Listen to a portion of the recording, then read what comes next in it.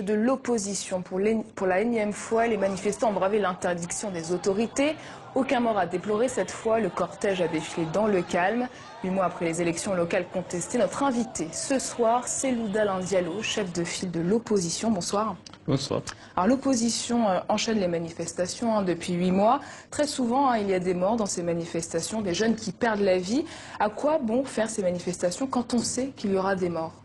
On ne sait jamais qu'il y aura des morts.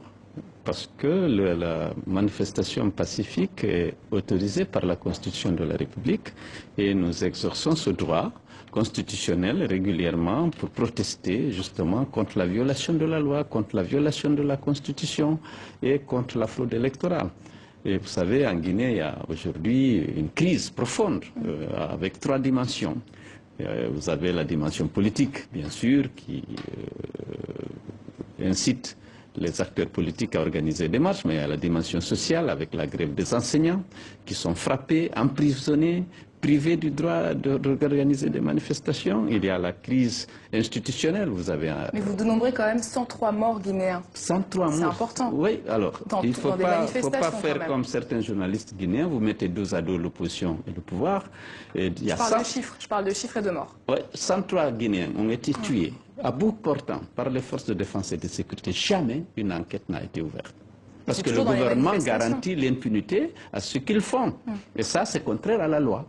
Donc nous protestons aussi très souvent contre justement cette impunité, ces assassinats ciblés qui visent les militants de l'opposition. Je parlais de la crise institutionnelle. Vous avez suivi récemment, M. Alpha Condé a fait débarquer le président de la Cour constitutionnelle seulement parce que celui-ci a exprimé son opposition à une modification de la Constitution.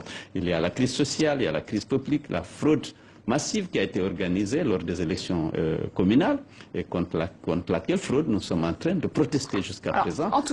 Et 20 morts pendant la crise post-électorale, 20 morts depuis février, tués à bout portant, qui n'ont pas eu droit à la compassion du gouvernement, à aucune enquête, à aucune sanction, même administrative. Pas d'enquête. En tout cas, vous manifestez depuis 9 mois, mais on s'y perd un peu quand même dans vos revendications. C'est quoi aujourd'hui la priorité? La priorité, il faut mettre la haute cour de justice en place. Le président refuse systématiquement. Il garantit ainsi l'impunité à lui-même, à ses ministres, parce qu'ils ne peuvent être entendus que devant cette juridiction qui refuse de créer. Du coup, vous ne contestez plus les élections locales? Si. Il y a eu la fraude massive. On a pu mettre en évidence justement cette falsification des résultats opérée au niveau de centralisation, et on a dit qu'il faut aller au dialogue pour trouver une solution politique. On est allé, on a trouvé une solution politique, on nous a donné le minima, on nous a rendu quelques communes, et puis après, le pouvoir a décidé de ne pas appliquer l'accord qui a été signé à l'issue du dialogue politique. Et là, on ne peut pas accepter dès lors que nous avions accepté pour la paix de renoncer à nos revendications, à 80% de nos revendications. On a reconnu que environ 20%, on a signé un accord avec le ministre de l'administration du territoire, avec le président du groupe parlementaire du RPG Arc-en-Ciel, parti présidentiel, et malheureusement, le pouvoir a décidé de ne pas appliquer cet accord. Nouvelle actualité en tout cas, le gouvernement a appelé au dialogue la semaine dernière. Est-ce que vous allez répondre à cette main tendue? On a suffisamment dialogué, madame. Il y a un accord politique qui vient d'être signé, qui avait permis au pays de sortir de la crise post-électorale. Et le gouvernement a décidé de ne pas l'appliquer, donc à l'appliquer, c'est simple. Et que proposez-vous comme scénario de sortie de crise alors? L'application d'abord de l'accord qui a été signé librement par le gouvernement à travers le ministre de l'administration du territoire, par un haut représentant du parti. Et vous dites que ça fait 8 mois qu'il n'est pas appliqué. C'est quoi la sortie de crise alors? C'est ça la sortie de crise. Cet accord a été signé le 8 août et le gouvernement a refusé de l'appliquer. Alors que nous avions renoncé, pour permettre de favoriser cette sortie de crise, nous avions renoncé justement à nos revendications initiales, qui étaient la restitution des suffrages qui nous avaient été volés, preuve à l'appui.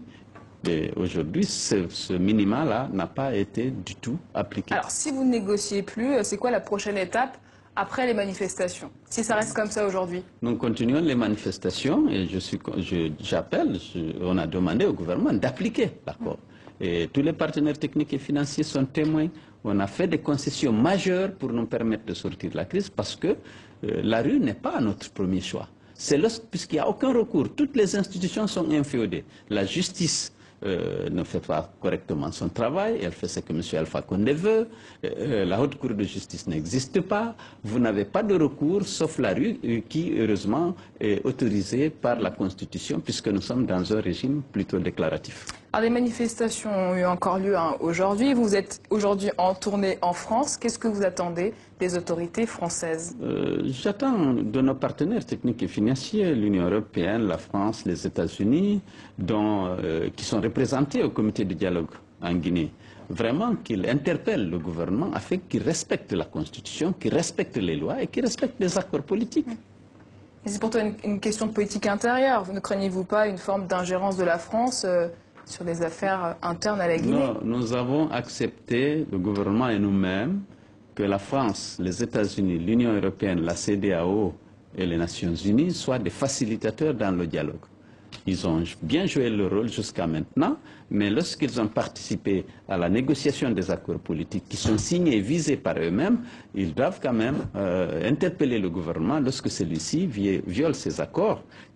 Et je veux dire que ces accords permettent au gouvernement de corriger les violations antérieures de la loi et de la Constitution.